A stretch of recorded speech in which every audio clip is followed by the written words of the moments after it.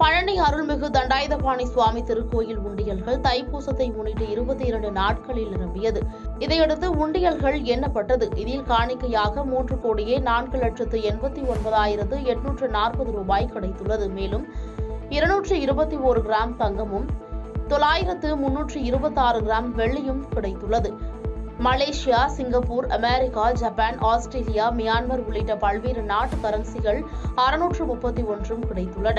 இவை தவிர பித்தளை, வேல், ரிஸ்ட் வாட்ச், ஏலக்காய், முந்திரி, நவதானியங்கள், பட்டாடைகளையும் பக்தர்கள் காணிக்கையாக செலுத்தியிருந்தனர். 500க்கும் மேற்பட்டோர் உண்டியல் காணிக்கை என்னும் பணியில் ஈடுபட்டனர். இதில் பழனி கோயில் இணை ஆணையர் மாரிமுத்து, துணை ஆணையர் லட்சுமி மற்றும் அறங்காவலர்கள், பிரதிநிதிகள் உள்ளிட்ட பலர் பங்கேற்றனர்.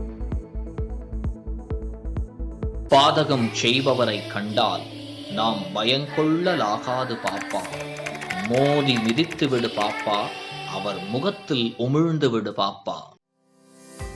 அண்மை செய்திகளை உடனுக்குடன் தெரிந்து கொள்ள இணைந்திருங்கள் இயம்நாடு தொலைக்காட்சியுடன்.